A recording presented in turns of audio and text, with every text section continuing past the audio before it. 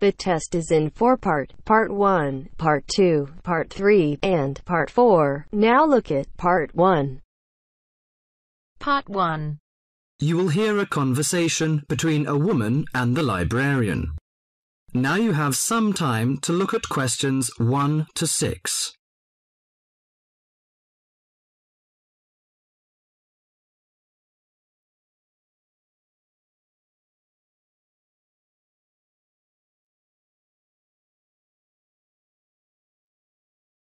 Now listen to the talk and answer the questions 1 to 6.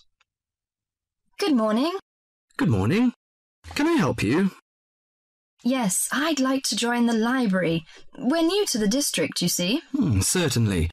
Well, all we need is some sort of identification with your name and address on it. Oh dear. We just moved, you see, and everything has my old address. A driving license, perhaps? No, I don't drive. Your husband's would do. Yes, but his license will still have the old address on it. Perhaps you have a letter addressed to you at your new house. No, I'm afraid not. We've only been there a few days, you see, and no one's written to us yet. What about your bank book? That's just the same. Oh dear, and I did want to get some books out this weekend. We're going on holiday to relax after the move, you see, and I wanted to take something with me to read. Well, I'm sorry, but we can't possibly issue tickets without some form of identification. What about your passport? What? Oh, yes, how silly of me. I've just got a new one, and it does have our new address. I've just been to book our air ticket, so I have it on me. Well, that's all right. Your ticket will be ready soon. OK, how many books am I allowed to take out? You can take 4 books out at a time, and you can also get 2 tickets to take out 3 magazines or periodicals. Newspapers, I'm afraid, can't be taken out. Oh, that's fine. Do you have a record library? Some libraries do, I know. Yes, we do. You have to pay a deposit of $5 in case you damage them, but that entitles you to take out 2 records at a time. That's good. Could you show me where your history and biography sections are, please? Yes, just over there to your right. If there's any particular book you want, you can look it up in the catalogue, which you'll find just around the corner. You can also find a touchscreen information service on level 2. Thank you. Oh, and how long am I allowed to keep the books for? Well, the normal loan period is 3 weeks, with 2 weeks extension. Oh dear. We're going away for 4 weeks. Can I renew them now? I'm afraid not. You must do that at the end of 3 weeks. I see. Thank you very much.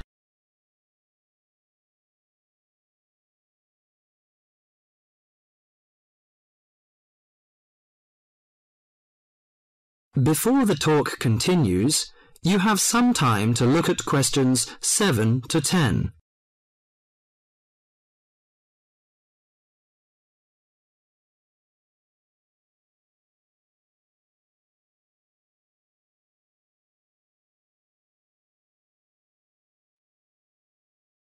Now listen to the talk and answer the questions 7 to 10.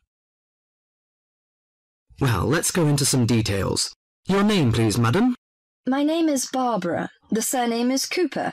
It's spelt as Cooper. Fine. And what's your contact number? If we have new books coming, we can contact you in time. Good. You can call me on 723-6518, but it's better after 5 p.m. You know I have to work during the daytime. Do you need the office number? I don't think so. It's enough. Could you tell me the address? I lived in King Road, but of course you need my new address. It's 25 St. Mary Road, Hanwell. That's Hanwell. Is that right? Yes. Do you need the passport number? I just brought it with me. Here you are. Yes, thank you. The number of your passport is G57980942. OK, and your ticket is ready. The number is M930123. Thank you. Could I take a look around and check out some books? Of course, as you like.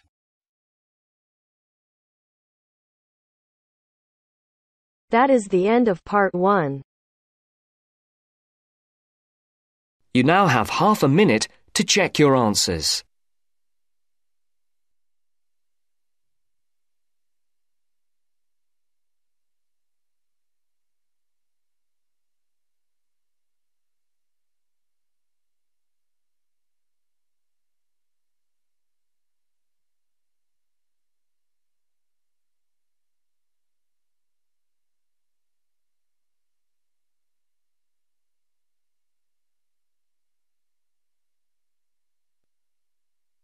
Now turns to part 2.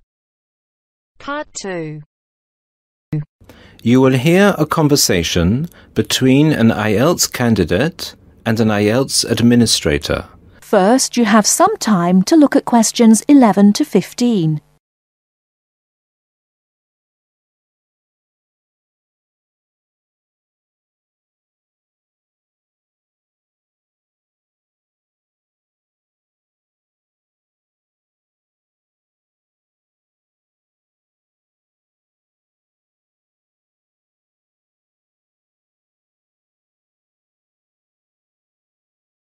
Now, listen carefully and answer questions 11 to 15. Good afternoon. I'm applying for a master's program at the University of Exeter in the UK. I'm planning to register for the IELTS exam at your centre next month. I have some questions I'd like to ask you before I register, if that's okay. Certainly. Would you be taking the academic module? I think so, but I'll have to contact the university just to make sure. You'll probably need the academic because most universities don't accept the general training. And anyway, the procedures to register for the exam are the same for both the general and the academic modules. Good. My first question is whether I sit all parts of the exam on the same day. I don't live here, you see, and for me it would be more convenient to do all the papers on the same day. Unfortunately, the speaking part is scheduled for Thursdays, and reading, writing and listening tests take place on Saturdays. We can't change the days, I'm afraid. That's a pity. Well, never mind. What sort of documents do I need to bring in order to register? You'll have to fill in the IELTS application form and bring an ID, a copy of your ID, and 2 passport-size photos on a white background. Will any ID do? We only accept original passports and national IDs. That's good to know. Did you say that reading, writing and listening are scheduled for Saturday? That's right. Will I get a break in between the papers? I'm afraid there aren't any breaks between the papers. Each paper takes an hour to complete, so it's 3 hours straight through. You'll first do listening and then reading, followed by the writing test. This is a standard requirement from Cambridge. Before you hear the rest of the talk, you have some time to look at questions 16 to 20.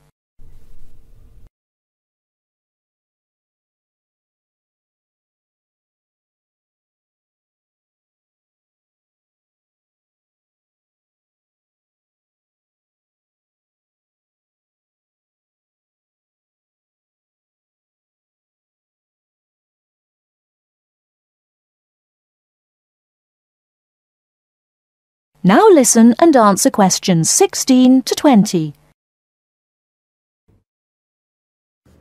Okay, and how soon after the test can I pick up my results? It takes 13 calendar days for the results to be processed. Can you let me know how much it is and the form of payment? The examination fee is $200. You can pay by credit or debit card. We also accept cheques. We only accept cash as a form of payment in exceptional circumstances. And one last question. Can I mail you the application documents? Certainly. You can send all the documents by registered mail to our address, 47 Clover Place, New Rochelle, New York. Could you spell New Rochelle for me, please? Certainly. NEWROCHELLE. Could I have the zip code as well? Sure. Our zip code is 10806. Thanks. You can also email us at inquiry@examsmail.com or phone us at 325-9082. I think that's all. Thank you very much for all the information. Bye. You're welcome. Goodbye. That is the end of part 2. You now have half a minute to check your answers.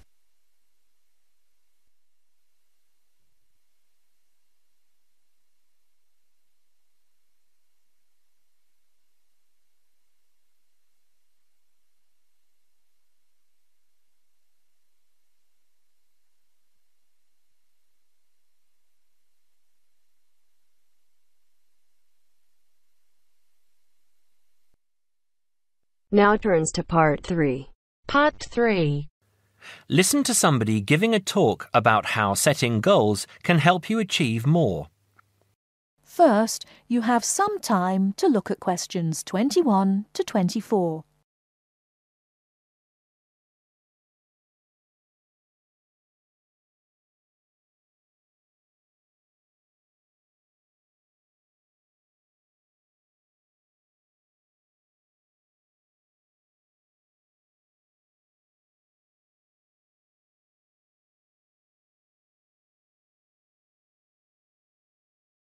Now, listen carefully and answer questions 21 to 24. Good evening, everyone. It's good to see that so many people managed to make it. An achievement in itself when I'm sure you're all so busy. This evening, I'm going to talk with you about setting goals and how setting goals can help you understand what you really want to achieve. First, though, I'd like to start by saying what I think achievement actually means. I think some people think it's simply about being successful in a job or making money, but it certainly doesn't have to mean that. Achievement is simply accomplishing goals that you set for yourself, doing what you plan to do, and people might plan to do all sorts of different things. Achievement is about realizing your dreams. I would also like to say that to achieve, you must have belief. Belief that you can do whatever it is you want to do. There is more to achievement than simply wanting to do something. Anyone can say that they want something, but actually getting it is not so easy. To get it, you must believe that it is yours. Not having belief is the main reason that so many people do not achieve. If you really want something, you must talk and act like you already have it. Then you have belief, and then you will achieve. So, goal setting. Goal setting is about imagining the future and then turning the dream into a reality. Setting goals helps you to be clear about what you really want and helps you concentrate on getting what you want. Setting goals will help you see what is stopping you from knowing what's important. And because achieving goals makes you feel good, you will be more confident and succeed more easily. Goal setting is something that all achievers do, whether they are high flyers in business or successful athletes. It is important that you set both long-term and short-term goals. First, you need to have an idea of what you want from life. I call this the big picture. Then you break this down into a number of smaller goals that you need to achieve in order to achieve the overall goal. As I say, the first step is to see the big picture. Think about what you want in the next 15 or 20 years. Doing this will influence all the smaller goals that you set yourself. Before you hear the rest of the talk, you have some time to look at questions 25 to 30.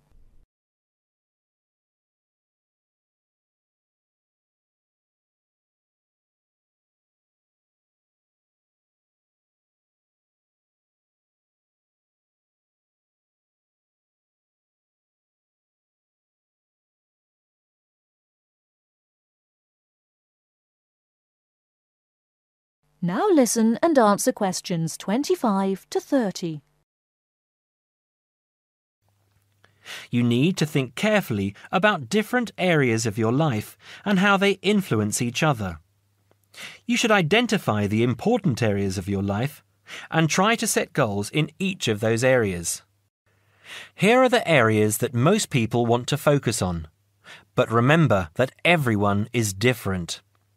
First, think about your career. How important is your career to you?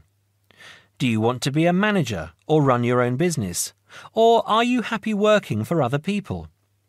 Connected to this is the financial side of your life. What sort of income do you want to have? Is wealth important to you? You need to think about long-term relationships. At what age do you hope to be married? Do you want to have children? How much time do you want to spend with the people you love? You need to think about your health and how that could change what you can achieve. How will you stay healthy as you get older? Do you do anything that is not good for your health? And how will you try to do those things less or stop doing them completely? Finally, you need to think about your free time, your hobbies and interests.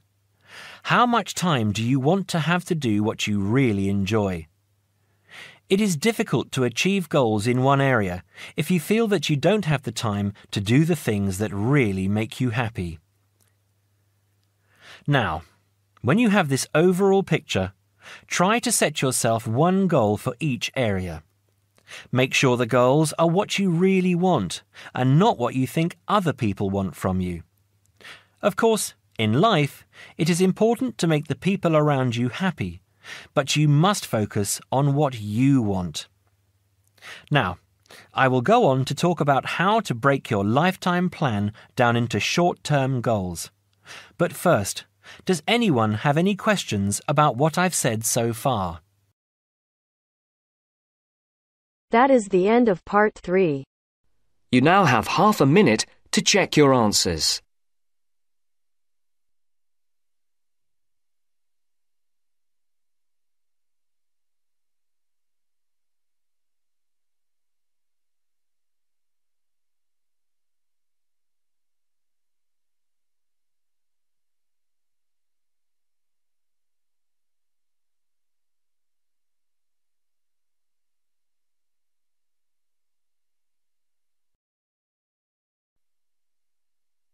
Now turns to part 4. Part 4. First, you have some time to look at questions 31 to 40.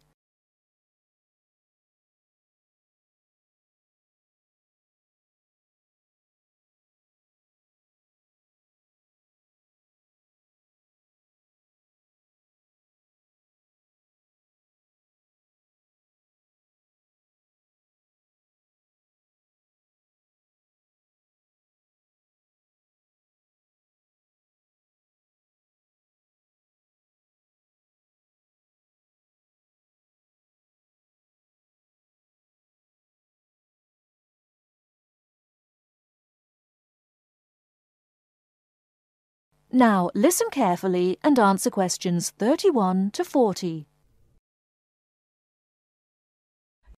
Hello and welcome. My name's Carolyn Tan. Just as there are a great number of different courses and places to study here, the teaching methods used and the skills you need will vary, depending on the subject you study and the college or university you attend. All courses vary, but most include some of the teaching methods I'm going to talk about today. Generally speaking, in some subjects, you will have timetabled classes for most of the week. In others, you may only have a few hours timetabled and will be expected to work independently for a substantial amount of time. Working independently is crucial at university.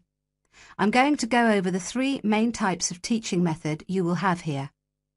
These are lectures, seminars, and tutorials. There are other methods that you will come across, like workshops, group work, and practical work, but I'll describe the 3 main types for now. I'll briefly describe what they are and try to give you some helpful advice in dealing with them. Let's start by looking at lectures. These are large classes, usually lasting around 1 hour, where a lecturer or tutor talks about a subject and the students take notes. On some courses, there can be over 100 students in a lecture. Unfortunately, there is usually little or no opportunity to ask questions during the lecture. Lectures are usually intended to do 3 things. Firstly, to guide you through the course by explaining the main points of a topic. Secondly, to introduce new topics for further study or debate. And thirdly, to give you the most up-to-date information that may not be included in textbooks.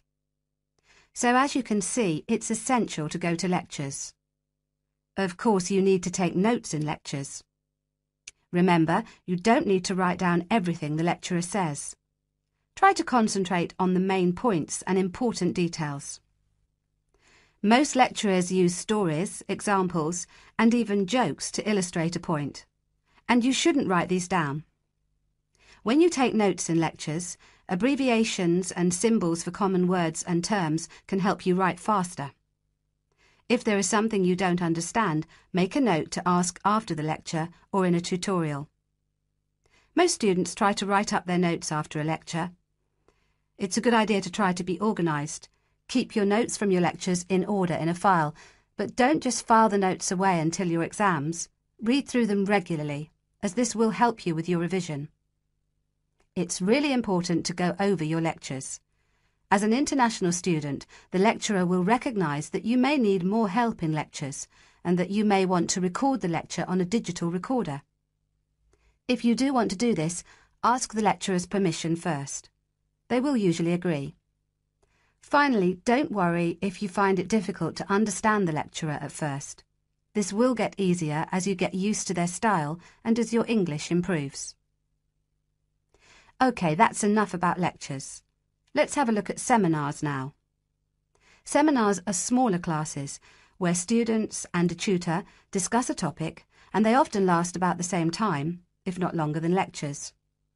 You will know in advance what the topic is, and the tutor will usually ask some students to prepare a short presentation for discussion. Seminars are usually meant to encourage debate about an issue. This means different opinions will be expressed by the tutor and students. The aim is not for students to be told the correct answer, but to understand different arguments and make judgments about them. This process helps you learn to analyse topics critically. Some international students find that seminars can be a bit frightening, especially if they're not used to this kind of teaching. Don't worry. Many other students feel the same at first. Participating actively in seminars is an important part of the learning process, so try to contribute, even if it seems difficult at first. It is best to do some reading before each seminar, so that you are familiar with the topic and can follow and contribute to the discussion. It may help you to make notes before the seminar of any points you would like to make. If you're having difficulty in seminars, discuss this with your tutor. And finally, I'll give you information on tutorials.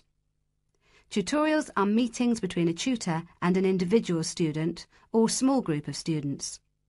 These usually last between 15 and 30 minutes.